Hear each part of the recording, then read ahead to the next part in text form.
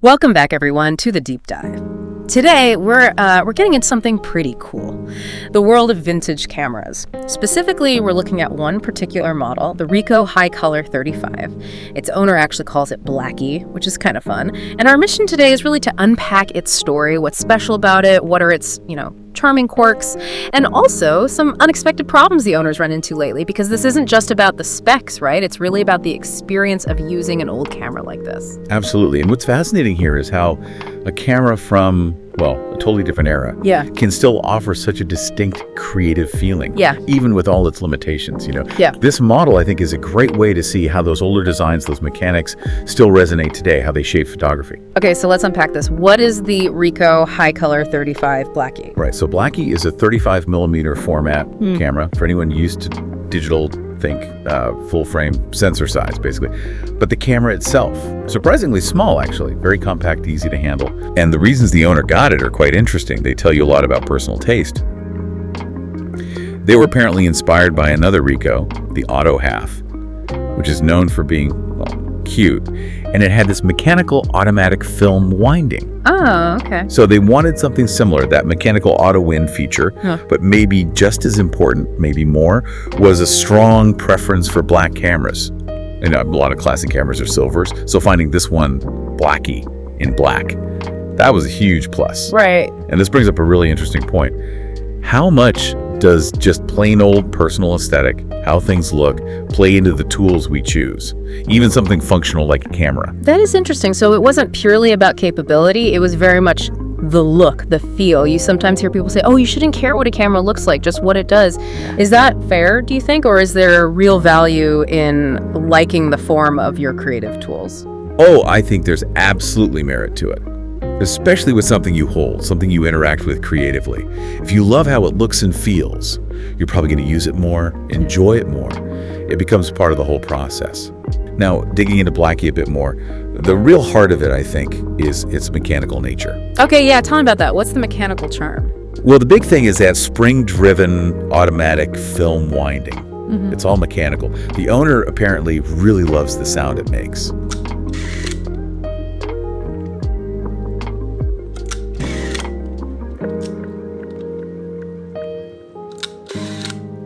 That kind of whirring, clicking sound when it advances the film, because it really feels like using a film camera. It's unique, different from just winding a lever manually. Very satisfying. I can imagine. And it originally had a light meter powered by a battery, but the owner's one. That part's broken. Okay. But here's the key thing. The shutter speed and the actual shutter mechanism, the drive, they're completely mechanical. So you can use the camera entirely manually. No battery is needed for the core functions.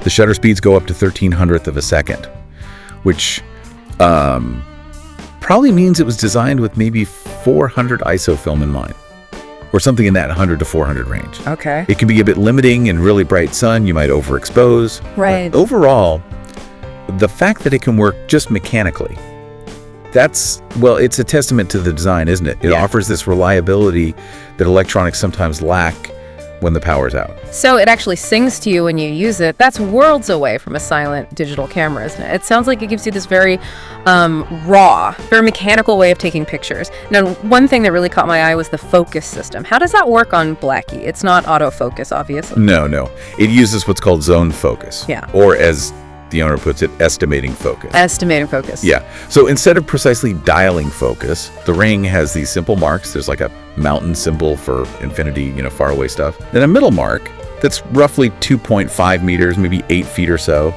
And then a little person symbol for the closest focus, which is about 90 centimeters to a meter. So like 3 feet. And it has markings in both meters and feet, which is handy. Now compare that to digital cameras where we obsess over getting focus absolutely tack sharp, right on the eye. Totally. With film cameras like this, especially if you're not trying to get super critical close-ups, this system can actually be really stress-free. It kind of frees you up from constantly worrying about perfect focus. There's a certain liberation to it. Liberation. That's a great way to put it. That stress-free focus idea sounds amazing. But, we live in a world obsessed with sharpness. Is there a downside? Does this estimating limit what you can do, maybe for certain kinds of shots, or does it just push you to see differently? I think it definitely encourages a different approach, yeah. Yeah. The owner finds this approach, plus the camera has a pretty thin lens profile, actually makes it great for street photography. Ah, makes sense. Where you want to be quick, capture a moment.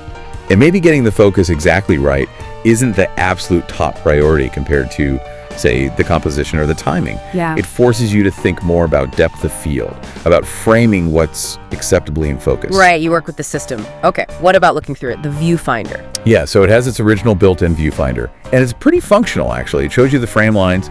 It would show exposure info if the meter worked. If it worked, yeah. And it even has little indicators linked to the lens focus settings, so you can kind of adjust focus while looking through it.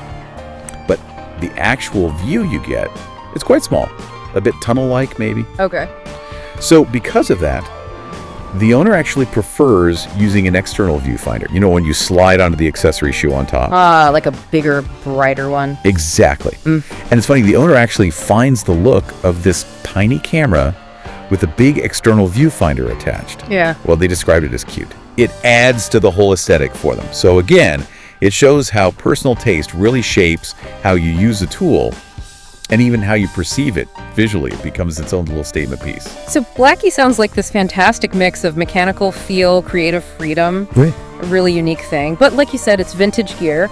I bet it's not all smooth sailing, especially now. What challenges has the owner been facing? You're right. There are some built-in limitations, for sure. That maximum shutter speed, 1300, that does limit you sometimes, though the owner kind of accepts it for certain situations. And another thing, this specific model, the Hi-color 35, doesn't have a shutter button lock. Oh! Yeah, apparently some other Hi-color models do. Yeah. But without it, because it auto-wanes after every shot. Ah, you could accidentally fire it off easily. Exactly. Like when you're carrying it or putting it in a bag, bump the button and click whir, you've wasted a frame. That would be annoying. But I understand there's a bigger issue now, a kind of curveball. Yes, unfortunately. Ah. Recently, a vertical white haze started appearing right in the middle of the photos. Oh no! Consistently. Same spot every time. It looks a bit like a light leak, or maybe some kind of internal flare. Any idea what's causing it? Well, that's the problem. The owner isn't sure. Could it be lens flare? Because this only started happening after they used it for the first time in really bright, clear sunlight. Before that, they'd only shot in cloudy weather, and there was no sign of it. Interesting timing. Yeah. Or maybe could it have something to do with using black and white film in a lens that's literally called Hi-color? Probably a long shot, but... You start grasping at straws. Exactly. And this whole thing has understandably kind of dampened their enthusiasm for the camera. It makes you second guess it, you know. Can I rely on this? It's definitely a test of patience, which often comes with using vintage gear. It's a real reminder that these older tools, as much as we love them, can throw surprises at you. Their age brings character, but also potential problems. That is tough. When something you enjoy using suddenly feels unreliable. And this problem with Blacky, does it point to maybe a wider issue with the Ricoh Hi-color series generally? Are these kinds of things common? Well, the series does have one well-known weak spot. The light seals on the back door. They were originally made of this foam material, molt plane it's sometimes called. And that stuff just degrades over time. It gets crumbly or sticky. Right, I've heard of that on old cameras, leading to light leaks. Precisely. Now, the owner of Blacky actually knew about this and proactively replaced the seals on their camera. So this specific haze probably isn't that. Some people try using felt instead of foam, but apparently it can be a bit too thick for some of the narrow grooves in these cameras. Okay. But thinking about the series, there's another model the owner's been looking at, maybe as a potential successor if Blacky continues to have issues. It's the Ricoh 500G. Ah, the 500G, how does that compare? It's apparently built on a similar base as the Hi-color 35.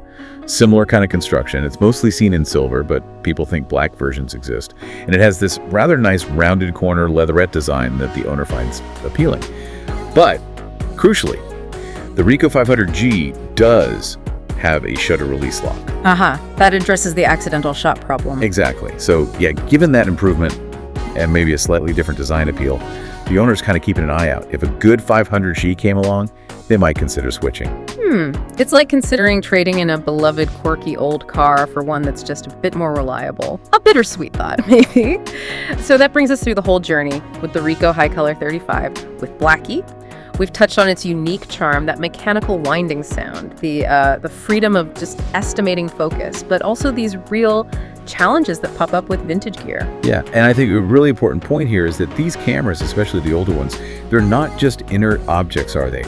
Even with flaws, or maybe because of them sometimes, they get tangled up in our whole creative process. The influence how we shoot, what we shoot, and maybe even the final look. They really do become an extension of how we see things. That's a great way to put it. They shape the act of creation itself. So as you're thinking about Blacky's story, its good points, its quirks, these new mysteries, maybe think about the tools you use every day. Could be anything, a camera, a favorite pen, maybe even a piece of software. Do their unique traits, maybe even their limitations, sometimes lead you to unexpected discoveries? Or maybe happy accidents? Or perhaps push you down creative paths you wouldn't have explored otherwise? Something to think about. Thanks for joining us on this deep dive.